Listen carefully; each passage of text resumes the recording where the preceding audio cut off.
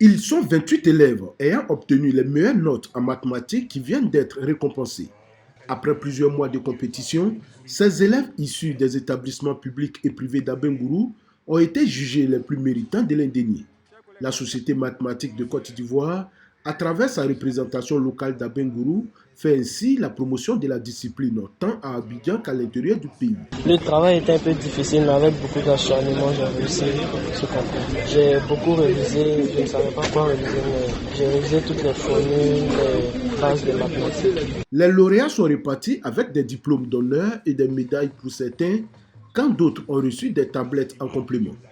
Le représentant du professeur Saliou Touré, président de la Société mathématique de Côte d'Ivoire, souligne que ce concours a tout son sens dans la mesure où il permet de détecter les talents pour combler le vide laissé par le manque de professeurs de mathématiques dans les collèges et amphis. Ça fait partie du programme de la Société mathématique depuis les années 1977.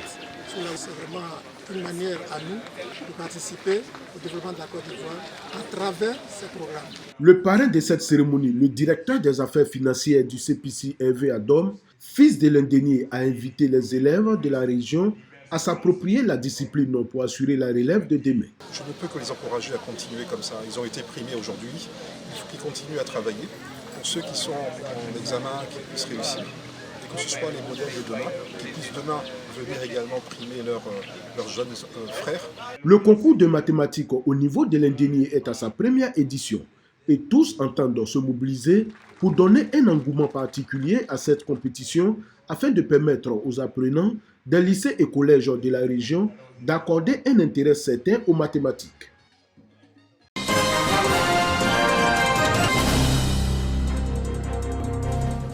Une signature de lettre d'entente entre l'Agence belge de développement et le Conseil Café Cacao.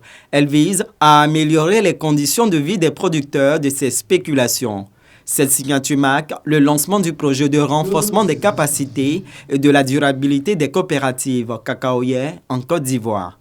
Il s'agit maintenant de faire levier sur ces partenariats entre l'Union européenne et la Côte d'Ivoire pour faire en sorte que les personnes, les familles et les ménages qui vivent de cacao puissent y vivre de manière décente. 70% du cacao de Côte d'Ivoire sont exportés vers l'Europe. Pour améliorer les quantités à l'exportation, le gouvernement forme les producteurs. Le projet de Enabel est bienvenu. Il rentre dans ce cadre global de formation de nos planteurs. Et ceci va les amener à respecter un certain nombre de normes et surtout les conditions de culture. Ce projet qui vient d'être lancé aujourd'hui rentre en partie et parfaitement dans la vision du gouvernement et est aligné sur la stratégie nationale du cacao durable parce qu'elle aborde deux éléments majeurs. Que le renforcement des capacités coopératives qui rentre dans la dimension économique de la stratégie nationale du gouvernement et deuxièmement, lutter contre la déforestation en promouvant des mécanismes incitatifs qui permettent d'assurer la protection et la restauration des forêts. L'Union européenne a financé ce projet à hauteur de 5 milliards de francs CFA. Il est mis en œuvre par l'Agence belge de développement, Enabel.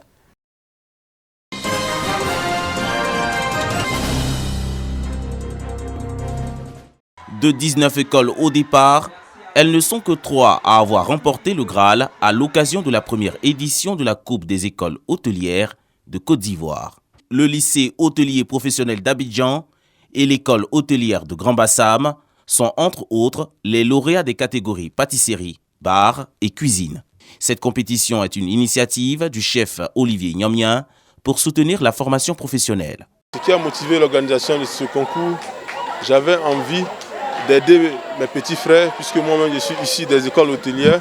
J'ai eu envie de les motiver et de les challenger par ce concours. Après ce concours, on projette pour l'année prochaine faire de l'accompagnement à la formation professionnelle par des séances de formation dans les écoles, inviter des chefs à venir dans les établissements à former.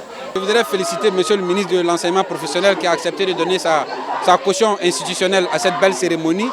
Remercier aussi les organisateurs, les étudiants eux-mêmes, parce qu'aujourd'hui, les jeunes ont décidé de prendre le devant des choses faire la promotion donc, de l'enseignement professionnel, on ne peut pas demander mieux. Le ministre de l'Enseignement technique et de la formation professionnelle salue cette belle initiative. Donc notre ambition, c'est de redévelopper ce secteur de la formation professionnelle et de donner une plus grande insertion professionnelle aux jeunes. Et je voudrais dire aux parents d'élèves qu'en venant à la formation professionnelle, ce n'est pas parce qu'on a échoué ailleurs, mais au contraire, on vient ici pour développer un talent et pour développer un savoir-faire. Les écoles vainqueurs repartent avec une médaille d'or, des trophées, une bourse d'études pour la France et une somme de 1 million de francs CFA. La finale de la prochaine édition est prévue pour le 4 mai 2024.